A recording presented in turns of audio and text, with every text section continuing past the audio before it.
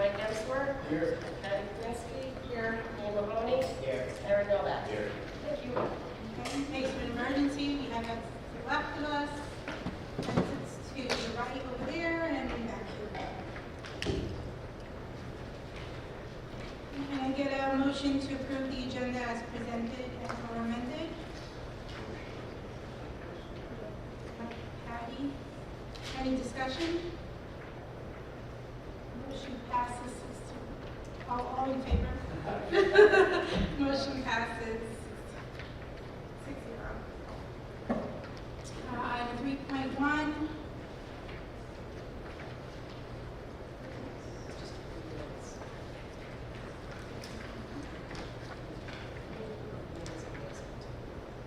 Can I get a motion to approve the minutes of August 15th?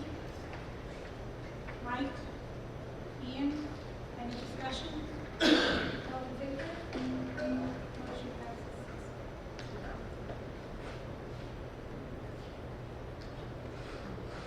4.1, reports and presentations.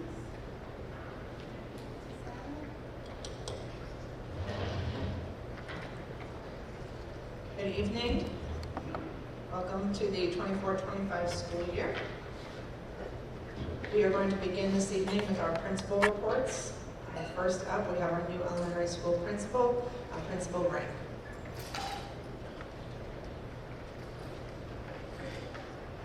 Yes, Frank, you need to, on here, just flip the switch towards you. Okay, good evening, members of the Board of Education, District Administration, and community members. It's truly an honor to join you for my first Board of Education meeting as the new principal of Greenwood Lake Elementary School.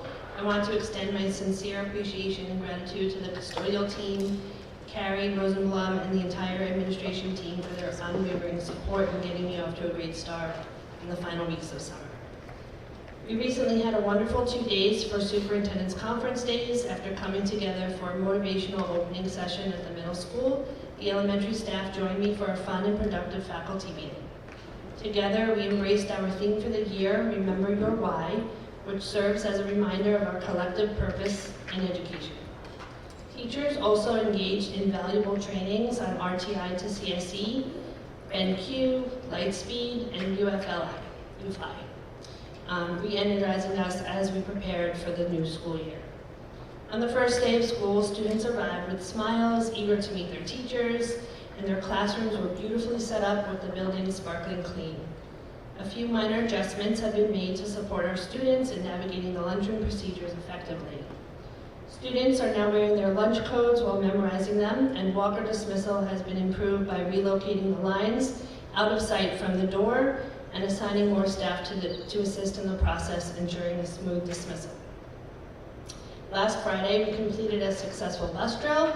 Students learned essential safety procedures, including how to exit the back of the bus and sit in sliding, different from when I did a bus drill where we just jumped. How to safely cross the street, and the importance of not picking up dropped items near the bus. Looking ahead, we're honored to host our annual Patriot Day ceremony to show appreciation to our local first responders, retired military members, and community volunteers. I'd like to extend my gratitude to the local police, fire, and ambulance corps, as well as veterans and scout leaders who will help lead us in the Pledge of Allegiance. Our music teacher, Mr. Powell, has been working hard with the students to prepare a performance of America the Beautiful, which we will sing around the flagpole this Wednesday, and we hope to see you there. Additionally, we look forward to the welcoming the parents back to school night on September 17th, and later this month we will host the traditional Grandparents' Day on September 27th. Again, thank you so much for having me, and enjoy the pictures. Thank you, and welcome to our district. For Greenwood Lake Middle School, we have Principal Gillespie. Good evening, everyone. Well, as Mrs. Riggs said, a lot of the stuff is the same. We were able to have our Superintendent's Conference Days, where we were able to welcome back staff, project and plan for the upcoming school year, and then ultimately, as you see on the slides, welcome our students back to school It's always great to see all the work that goes in over the summer. You know, a lot of people don't think that we have a lot of things happening during the summer, but there's a lot going on, and you know, the weight gets heavier the closer we get to those first days. So it's always good when we get to that day and we are ready to go, and you see what it's all for. You see the kids coming off the bus and happy to be back to school, saying hello to each other, saying hello to the staff members, and kind of jumping right into the day. So those pictures on top are right from the beginning of that first day, and you can see students were already at work, concentrating, and again, jumping right into the school year. If you look on the right, I had to put the locker picture in there because that's kind of a thing for me this year, trying to clean up and have our lockers in an orderly manner so we don't have things kind of all over, and ultimately that's going to lead to both the student success, and there's also going to demonstrate care for our building as well, of not having bags and things all over the place. So the students have been doing a great job of doing that. We gave them a little extra time on learning their combinations and being able to do that, and kind of understanding you have to take things out of the bag to fit the bag and the book. So, so we're off to a great start with things, as well as you can see, fall sports is up and running. So we have begun our we have tryouts going on for our fall sports. We have boys and girls soccer, volleyball, and boys and girls cross country that are taking place right now. And we will be jumping into games as soon as next week. So there's that transition time, getting everyone ready, and then the sports schedules actually start up next week. And a little plug on that, we were able to link the schedule. This is something we just did. We were able to link the Section 9 sports schedule for Greenwood Lake for all of our teams to our Greenwood Lake Athletic website. So if you go to the Greenwood Lake Athletic website, that question comes up all the time. How do I know the schedules? How do I see things? You go there, you just click on the schedules, and it has the daily schedules. And the nice part about that and being linked direct to it, it's in live time. So if we have to change a game time, the game time will be presented right there, and it will show that. If we move a game, it will show as such in that schedule. So that's just a little thing about you know, athletics. And then moving forward, we'll be we're looking forward to our back to school night this Thursday, where we will be sharing out with parents what's going on in the classrooms, but also sharing out some other key details, club information, getting that information so we can get that started with students. And also, I'm going to talk a little bit about my next presentation and sharing some information on communication throughout the school year with families as well. So, do we want to go into the presentation? Sure. All right. So this presentation is our Greenwood Lake grading procedures for grades 6 through 8. So this is something that we focused on this year as one of our summer committees, and we had great participation. If you go to the next slide, you'll see all the members of our grading committee that partook. You'll see us sitting at the table, kind of going through and discussing the plans. This was a full day of quality conversation and really trying to dive deep into the why grading is the way that grading is. Sometimes we just get caught up. You can go to the next slide. Why we get caught up with okay, this is how we grade, but what does it mean, right? What do the grades mean, and how do we have alignment? So what I found last year, and some discussions that were happening already, were what kind of alignment do we have within our grade levels and in our content areas. So some of the things that precipitated this committee work was finding that there may be different things going on in the grade levels. Certainly different things as you progress through those upper grades, 6, 7, and 8, but also even across the grade levels. So some teachers may have, well, this is my procedure on this. This is how I handle homework or late homework. This is how I weight tests and quizzes. This is what homework is weighted as. So the work that we really focused on was, what does that look like?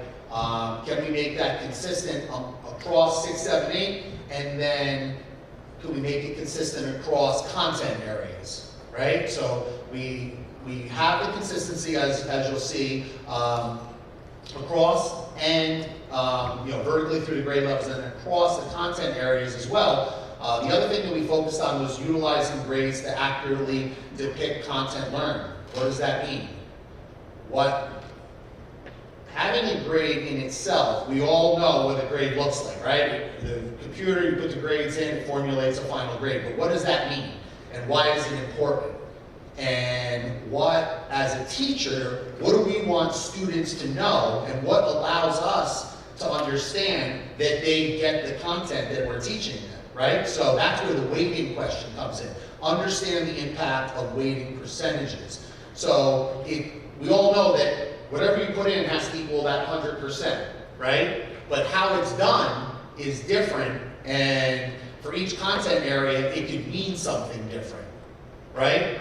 So we're going to go to the next slide and talk about that. The other piece that was on there was creating uniformity for homework. So also that feeling that homework shouldn't be overweighted, that homework would be 10% of the average in a individual quarter. So you'll see the consistency of that one piece for homework, that is for all of the content areas, that it is 10%.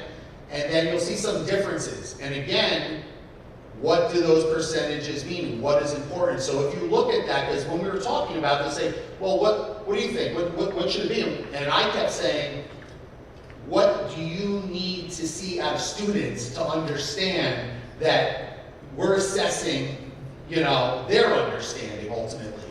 So you'll see, obviously, tests allow us to do that, right? So you have tests and quizzes. You'll see that they're weighted a little bit differently. In math, where your grades are a little bit more concrete, right? And the formulas that go with that, you either have them or you don't have them. That's 50% for tests, 30% for quizzes, and there were some grades that were also doing a math-based project that would fit into there, and then 10% for classwork. Science, social studies, and Spanish are essentially the same, but you'll note that they have a higher percentage of classwork assigned to that, and we'll talk about that on the next slide, what that looks like. And then in ELA, you'll see it's broken down a little more, and ELA is because we do have traditional tests and quizzes, but we also do a lot of written work, right? So students can practice and demonstrate the skills they're learning, both in essay format, and then you have what's called an on-demand essay, which is almost like a quiz format. We're saying, here, you need to write this and apply the skills that you've learned. So that's how that kind of fits in there differently than in some of the other content areas. Another piece to this is the lowest grade on a report card. So the lowest grade you will see on a report card will now be a 55. If that grade was right on the money at 55, then that's it. If it's less than that, you will see a comment underneath that grade of actual grade lower. We will continue to track grades in the exact what the student has attained, but on the report card, we will not place a grade lower than 55 on that report card. And the reason for that is students learn at different rates, and they have different challenges as well. If we give a student a grade that says, if you put a 25 on a report card in the first marking period, that is very hard to come back from. So this is to incentivize as well, give opportunities to show improvement, but we will still track that actual grade to be shared at making other decisions, whether that be RTI or referrals to CSE, for special education. We'll know exactly what the actual grade achieved was, but we're giving students an opportunity to raise that grade to a passing grade ultimately by not going below that 55. And this is a common practice in most school districts. So again, we did reach out to the school district, see where they were at with this as well, but this is not something that is a foreign concept in grading at the secondary level, both at the middle school and the high school. Also, you see new minimums per quarter. Really, we had, like I said, we had different teachers doing different things. This was more of a conversation that we said, hey, this is minimally what we should have, right? To make sure that we can quantify enough grades in that assessment, but that is not the maximum, all right? So it is a minimum because you also have to include, like we talked about in the previous slide, projects, classwork, homework, that all come together to form a student's grade. But with those percentages, if you do not have enough data in that, then you're actually weighting that more heavily. And that's another productive discussion that we had about this process when we went through it was, and I showed some examples, if you give only one quiz and it counts for this much and that category is weighted in that overall scheme of how do we get to 100, then we're actually weighting it more than giving multiple tests in the same way, right? So it's a mathematical concept, but we have to we really go deep into the understanding the math and understanding the why. What do we want the kids to know there? A couple other things were late homework. So again, varying responses from individual teachers where I might give a certain amount of days to make it up. I might give no days. If you don't have it, you don't get credit. So we worked together to find something that was fair and reasonable when it came to assignments.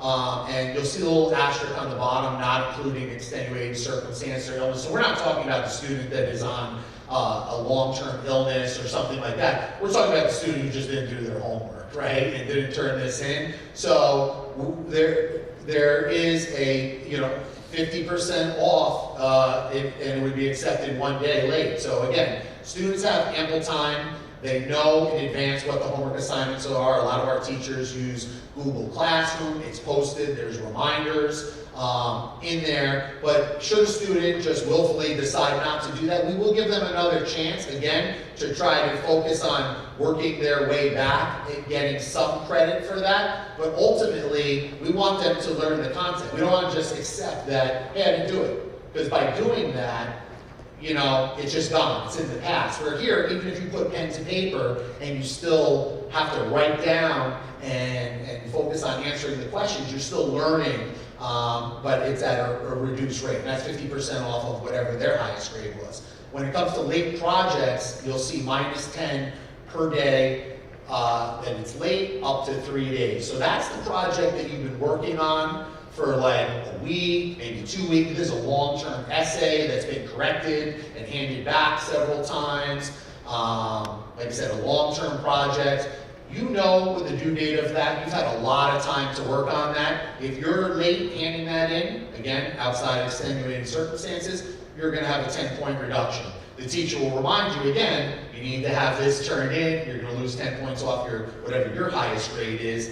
Again, then 10 more points, and then it would not be accepted. So again, we're trying to give opportunities for students, but there's still accountability. There's still accountability to make sure that you're doing your homework and your projects and getting them on time. Because our teachers do a lot of work to prepare our students for that.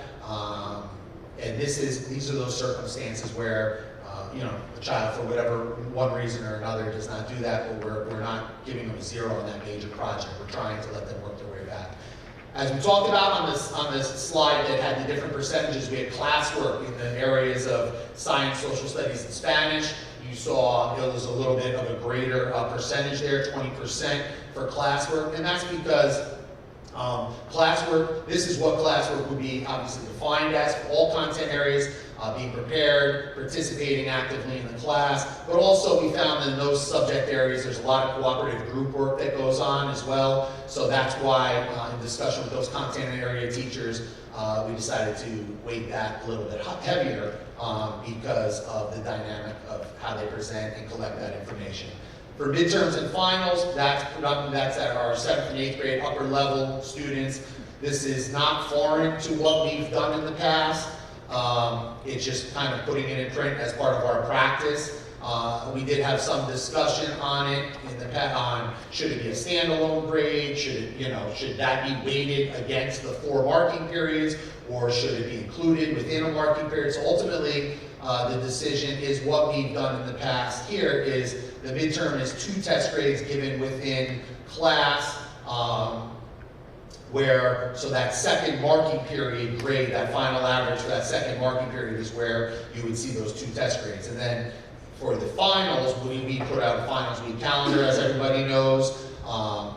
We have the two classes that are taking the Regents exams for those classes that are are taking high school level courses in living environment and algebra. But overall for our finals, we're counting those 2 test grades in the 4th quarter. So you would see the 2nd quarter and the 4th quarter grade ultimately counting those tests as such. And then finally, we really want to push this year to have the grades available, so that we're putting a lot of work into, you know, understanding the grades and monitoring and giving opportunity for the students, but we need the parents also to be aware of this as well, which is what we're doing, you know, presenting, but also we want the parents to be active participants in this, more so than just receiving that progress report or that report card every 5 weeks. So this has been available, but we're finding that not everybody maybe partakes in understanding and going into the eSchool parent portal and checking grades.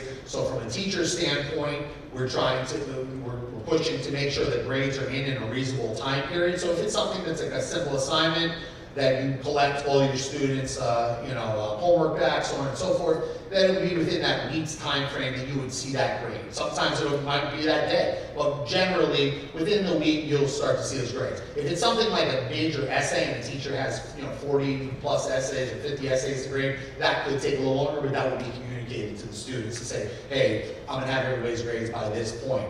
But in general, we do want the parents to go on here and be able to monitor this as well, so that they're charting this progress in the same way that we are, and we can start those productive conversations along the way, so there's no surprises at those 5-week marks. So we do have the instructions on how to do this with sending out, and we also will have it for our back to school night, so that parents who aren't in there can get themselves into eSchool to the parent portal appropriately.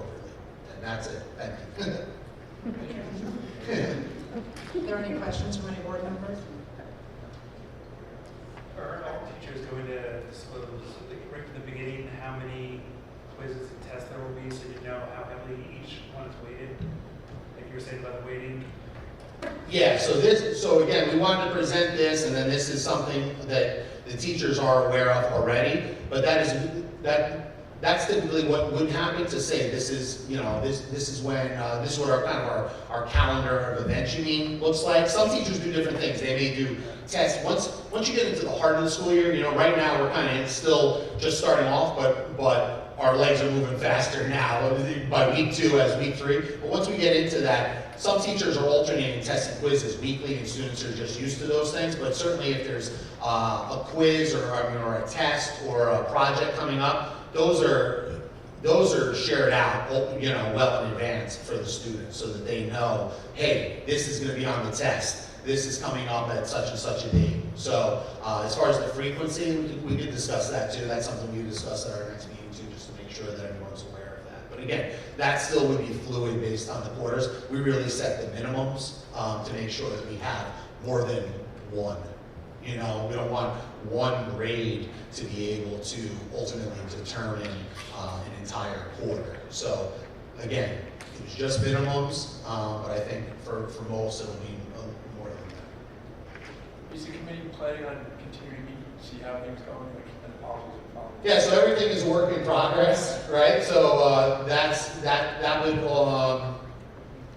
as we monitor this, our truest sense of how it's going to go is going to be as those grades start to happen too, and then we'll see, does it have its intended value as we've outlined, right? Because again, we found that different things, tweaking numbers slightly, can ultimately, can change grades. So at the end of and that's really what this was focusing on what tells me as an instructor that you've learned what you need to learn, right? Can you, aside from, we could get ready for tests, but can we put it to practice ultimately too? Can you demonstrate to me that you have all the skills and you've learned everything that we've gone over, and be able to show that? And that's really what that is. We really focus on not getting hung up on the numbers. If numbers don't mean anything, they're just numbers. So yes, we're going to look at that, and then as we start to look at the grades, and again, keeping the concept that we discussed about the number of assessments within a quarter, that's really going to prove out and show to us where students are at. And ultimately, when you weigh the students against each other too, as far as data goes, it'll say, this is how it's supposed to look because this student is developing more of a mastery in this content area. In this area, the student might be struggling a little bit more, but do the grades demonstrate that? You know, that's kind of what we're looking at so that we can take those next steps for those students that need that as well to move them forward. And obviously keep the other students who are not achieving at a high level at that level. Thank you very much. Appreciate your time. At this time, I would like to ask up our Assistant Superintendent, Amy Petrozzi, as well as elementary school data team members, Mrs. Engel, Ms. Medina, and Ms. Peters. They are going to present this evening about phonics instruction in our elementary school. And Mrs. Petrozzi is kind enough that she's going to introduce them.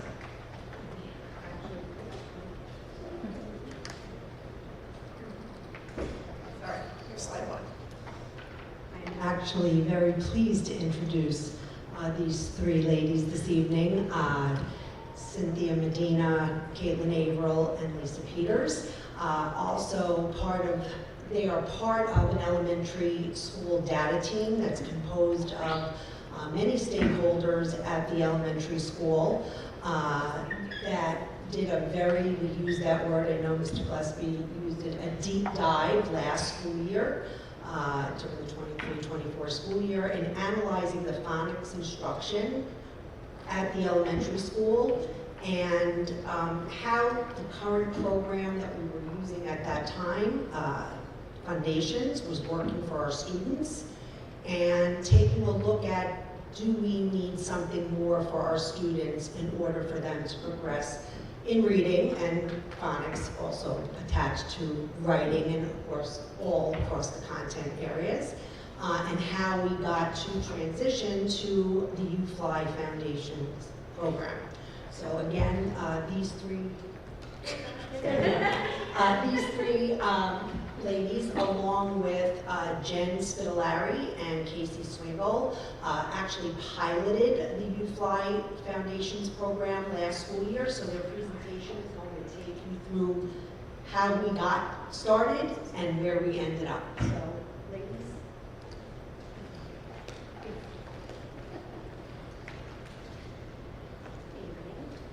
So, even to back up before all of this, I think for years we talk about data. What is data? We went to a data institute in beginning of the 21-22 school year. It was probably, personally, the best class I've ever taken, most informative. It described actually how to look at data. I think we're always talking data, but what does looking at data actually mean? And we really got heavily involved in how to look at data. We really dove in deeply. And in this group, we were asked to bring what we have, just a couple of pieces of what we see in our own work. And then we brought it back to school, and we got together as a team looking at what are we seeing, what do we work on first? And that we realized was our phonemic awareness. So then we went into the next year, 22 and 23, and we started looking at what do we need to improve on our phonemic awareness? Like how do we start in our kindergarten, first grade program? Where do we go? So we brought in Hegarty. We started in RTI. We started a first grade teacher, and then we moved on. Hegarty actually we saw was working. And then the following school year, we brought it to everyone, all the classes were using Hegarty. And we're really starting to see big changes.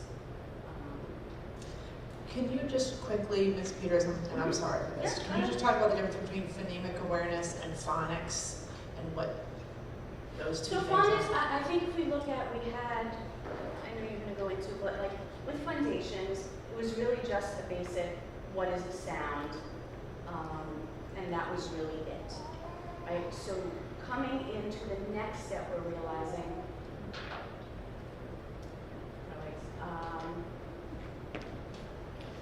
Absolutely. I was going to say, phonics is using sounds and writing and reading all together, whereas phonemic awareness is just the sound piece. It's only manipulating the sounds that you're hearing. You're not reading anything, you're not writing anything. So that's like the big difference between those. The encoding, the decoding, just putting it all together. Phonics is a big umbrella and phonemic awareness is a small piece under that.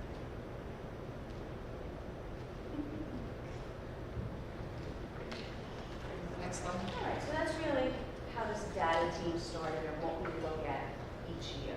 And each year we kind of just want to move on to what else is all this data showing us.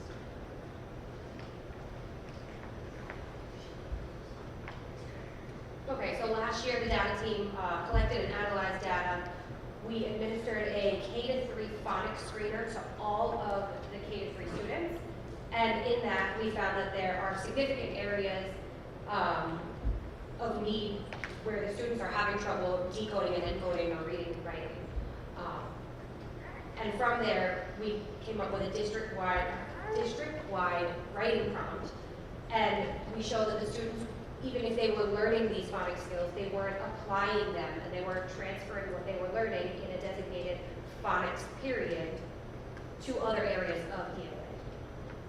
And so from there, we realized then, is our phonics period and our program that we're utilizing actually working? And it wasn't.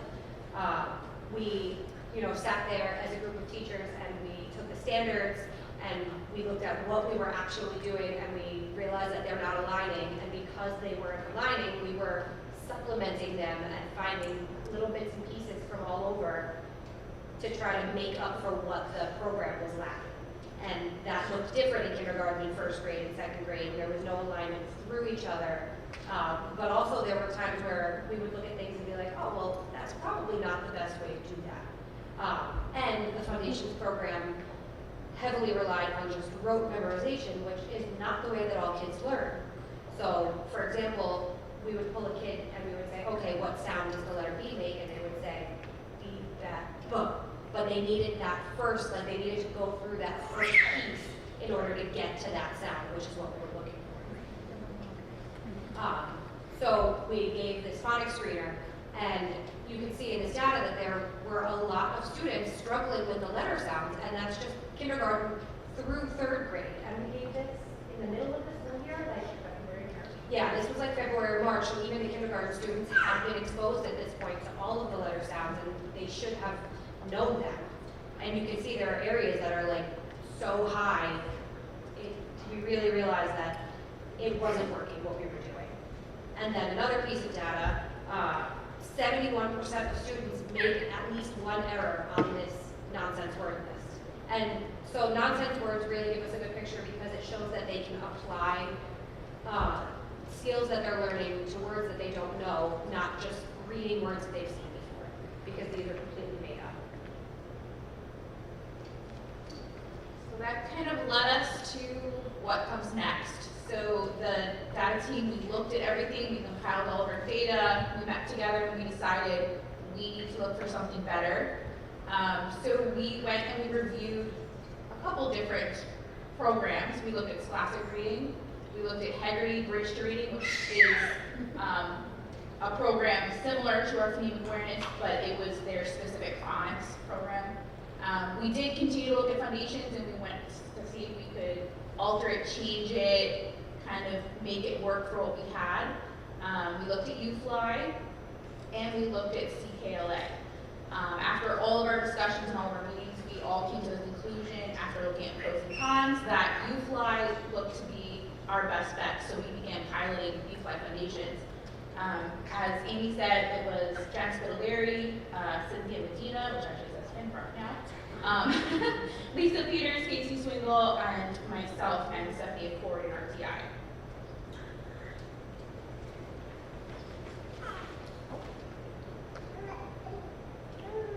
So now we've gone through how we got here, I'm sure you're wondering what is UFly. So UFly is the University of Florida Literacy Institute's program. So it is a research-based foundational skills program that aims to build strong literacy skills needed from the ground up.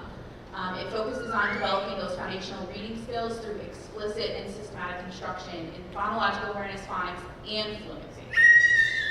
And will also help all of our students use the necessary competencies for successful reading and writing, which is what we were looking for, to have those pieces together. So now we have our U-Fly piloting summary, so we kind of came back together and we said, how did everyone feel about it, what worked, what didn't, and we made a giant document that showed pros, cons, questions, support, and these are some of the things that we came up with as a piloting team.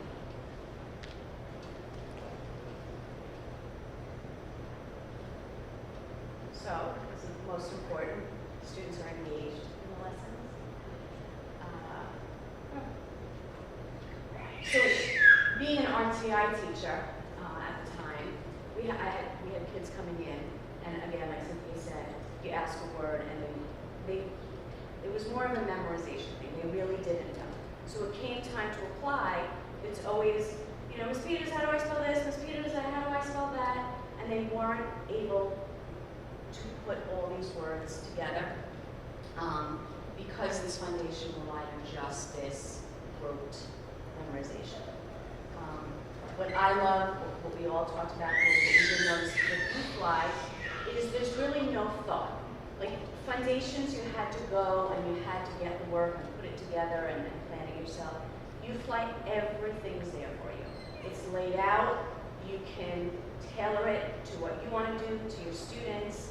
It is a list of words you can choose from. What do the children need? Tailoring it, basically. There are home resources. There's something else. Again, everything's there for you.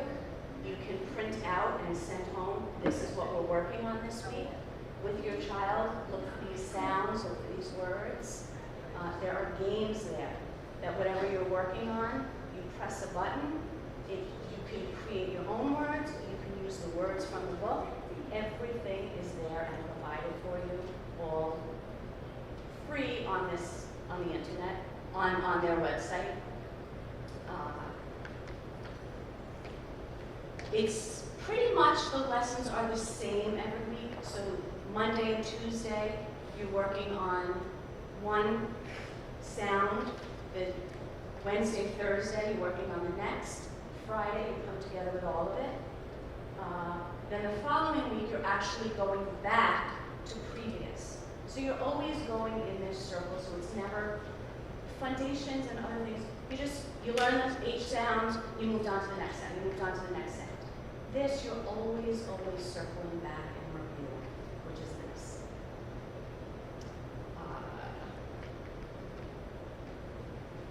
Right, okay. My kids we just started actually this past week. We have a mirror in the classroom. We're actually talking about the sounds and thinking of your lips are together to make right? What else do you put your lips together? Right? Do you feel it in your throat? Is it voiced? Is it unvoiced? Right? So it's no longer just being that book, but there's a thought process going with making those different sounds and putting the sounds together. And then sight words, again, over the past however many years, we've given words to memorize. There are some kids who are great at that, there are others who aren't. You learn a word, you write it, 20 minutes later you ask them to write it in a sentence, the word is wrong. Right? So this program is actually showing that most sight words are actually decodable, if you think about it. So as of right now, we are loving U-Fly, right? It's a program that we're seeing success. So then one of the questions is how can you fill in some of the phonics gaps? So because it's explicit and systematic, it looks similar, if not the same, when the student moves from classroom to classroom in grade 3. And it follows a cohesive spoken sequence. So there are lessons, that I can go back and I can gap fill what the students may have missed in kindergarten. But I also have the first grade spoken sequence. And if I have students that are a bit ahead, I can look ahead to second grade. It's aligned with our standards. earlier implementation of segmenting and blending words. So in kindergarten, they didn't learn all of the letter sounds until January, and then after January, they were able to start putting words and create words and read words. But then we were expecting them to read full books by June, and January to June is pretty short if you think about it. After they learned the first 3 or 4 word letter sounds, now they're starting to build words already. It also uses research-based supports such as sound boxes and word mapping, and using that support, once again, it's cross grade levels that we're using that, so it's a tool that they really become comfortable with. And it incorporates spiral reviews, so we are reviewing, sorry about that.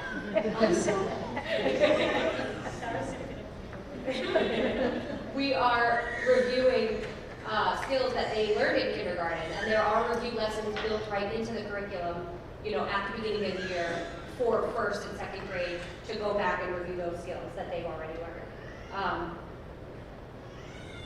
And there are also differentiation between those lessons. You know, if you realize that your class is doing really well with it, you can move to the harder version of it, or the more advanced, differentiated version for them. So what's next? This school year is, the work is implementation. So we started the school year already by having what we have named ourselves as the Elementary School U-Fly team, which is basically the pilot teachers. We held a little mini professional development for our staff where we gave them a really quick intro, kind of like a crash course to U-Fly for right now. We have U-Fly trainers coming in the November Superintendent Conference Day, so that will be a full day in-person training with their actual trainers, so we'll get some really good hands-on support from the professionals.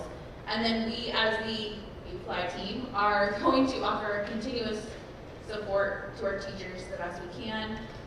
We also, just building-wise, we have taken down all of our foundations posters, and now every classroom has a sound wall and a Vowel Valley, which is very new and specific for U-Fly. So if you see the elementary schools, you see those up in the buildings, in the classrooms. It's not forwarding, I'm That's it. Oh. That's why. There's no more.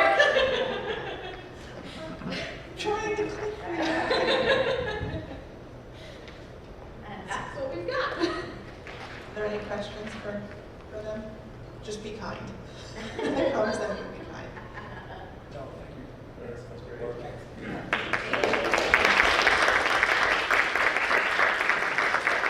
So that demo team, as you can see, really put a lot of work in the last 4 years into really examining the data, studying our kids, looking at multiple programs, and figuring out what is the next best program for our students. Also, by them training our teachers, we now have experts within our own school that they can go to. Really good way to have professional development and to have touch point people in the building. Then in November, when that company comes, all the teachers will have been implementing for 2 months. So now their questions that they're going to have are now educated questions because they'll have been teaching it for 2 months, as opposed to never seeing the book for and going in for a training and you almost don't even know what to ask because it's all brand new to you. So doing it this way, we're hoping has a really positive effect on them. And then I think these 3 ladies as well are going to the reading conference. Myself, Kelly, and Erica Arietta. And Erica Arietta are going to a reading conference. And we'll hopefully go and learn more and bring even more back to us. So thank you for your hard work on this implementation of the science of reading. You said the data, really opening our eyes on how to evaluate the data. Is that only applicable to reading, or can we apply that to other areas? Have we already? All data. I think it was more so, for me at least, you know, you look at it, it says 25%. But then when the instructor said, well, 25% of what? Of 4 students. Like, is that really, you know, what does that mean? We're so busy looking at numbers, but what do the numbers mean? And it really dove into, it didn't matter what data in general. You know, if you're looking at 4 students on 1st grade, is that really? And and what is that student's story, right? Right, And absolutely. We talked with about our kindergarten screening data, and that one child scored very poorly on the physical component, and then we found out he had a broken leg. He's not going to be able to skip with a broken leg, but that doesn't mean that he can't perform that at the right time. So there's always a story behind the numbers, and that's what I think you guys really learned from one of the things that you learned from Absolutely. these.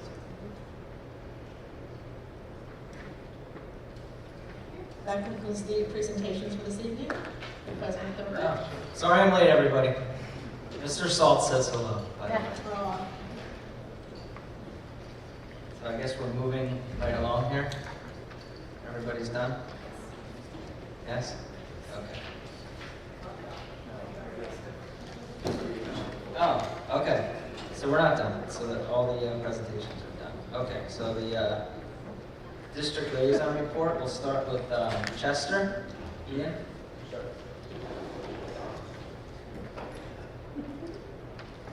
Just a few things. Chester Academy open house Thursday, September 19th is at 7 p.m. Chester has a family instructional academy, and this Thursday, September 26th, there's technology. That's the K-12 program there, but I'm sure it touches lots of high school stuff. And then more importantly, on Monday, September 30th, there's senior parent.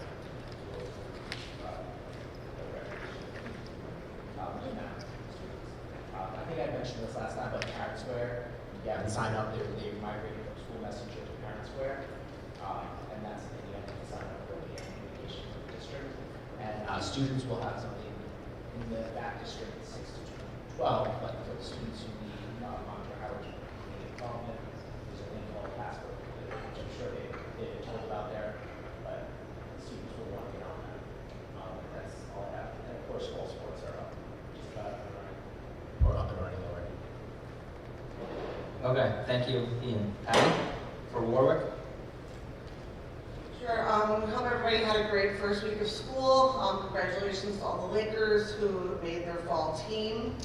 Any high schooler wishing to try out for Odyssey of the Mind, the date for 9th through 12th graders trying out is September 26th, 7 to 8 p.m. at Mountain Lake Park, and that's for anyone high school Warwick students interested in trying out for Odyssey of the Mind.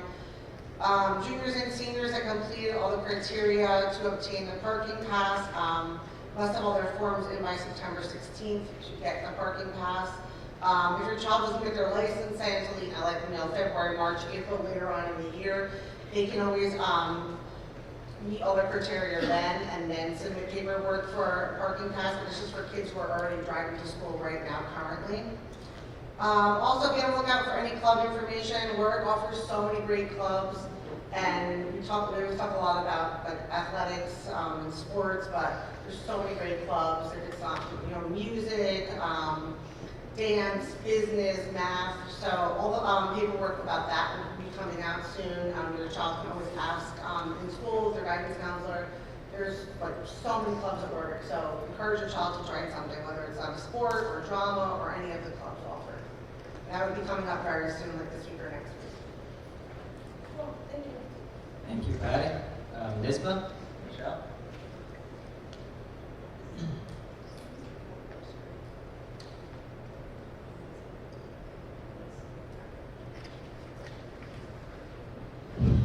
Really not that much for this, except for the advocacy resolution that came out.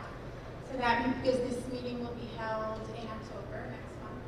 Also, for those who are interested, there's also, today and tomorrow, the Board of Regents is doing a webcast regarding the foundation aid.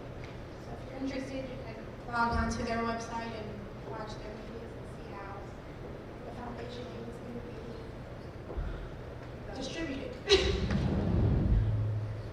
Okay, thank you. Mike Oxbow? Yeah, hello. Okay.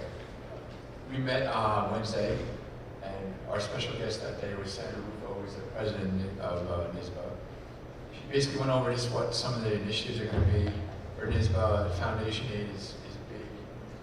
Actually, they talked a lot about phonics, so this is great that this presentation came up, because NISBA is really advocating for this, and I'm glad to see that our district has been so proactive in ladies really did a wonderful job, so thank you for that. Also, they're talking about the mandate for the zero emission buses. That's big. Cell phones in schools is becoming an issue. Stay tuned on that. The governor's been doing a lot of research. California has already banned cell phones. I have a feeling that that might be the way that our governor's going to go, and that's kind of how NISBA feels as well. So that's something to stay tuned for. AI, the rise of AI, how it can be useful, it's going to be another big thing. Also, the Foundation Aid, they had a representation group from the Oxford that met with Senator Screwface, and actually Superintendent Haddon and Superintendent Coates from Goshen made a presentation. They were very, very impressed, by the way, by your presentation, so that's great that you give the district a very good name. That's about it. There is the annual conference coming up this year. It's actually going to be virtual, so if you want to attend, you don't have to make the trip up there. It's actually a little better because then you can kind of see the things that you want to get into. So just stay tuned for that. They'll email stuff on that.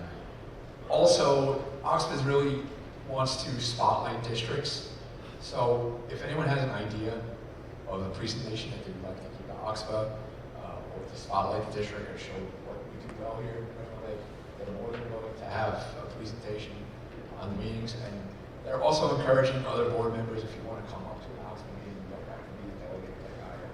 Anyone can go, it's open to anybody, so if you're interested, then by all means. And that's all I got. All right, thank you, Mike. Audit committee? Nothing for audit committee. Facilities, we're meeting this Thursday, right? And anything for the PTSA? I'm sorry, John, just before the facilities, because I know right now it's just you and Aaron who are on the committee. If it's okay with everyone, I'd like to also join the committee. I have a little more free time now. I'll be able to attend. That's okay. So we'll have 3 people on the committee. Yeah, that's fine. Do we have to vote on that? Or is that? You're accepted, Mike. So we'll send you the invite for this Thursday. It's at 11 o'clock. Sorry about that. PTSA? Does anybody have any updates from the PTSA? No? Okay. Village of Greenwood Lake, I don't see Chad here. But I know the Centennial was a great event, and everybody had a lot of fun, even though it did rain, and I don't know where our trophy went, but we did win a trophy for our float. If nobody hasn't seen it yet, we can bring it out at the next meeting. And that's all I have. So we're going to move right along to my favorite part. Subject 5.1, privilege of the floor.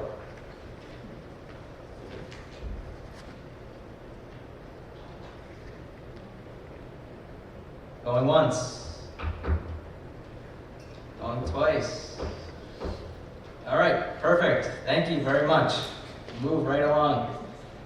Subject 6.1, financial reports and warrants.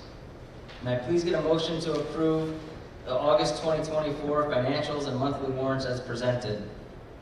Aaron, Mike, any discussion?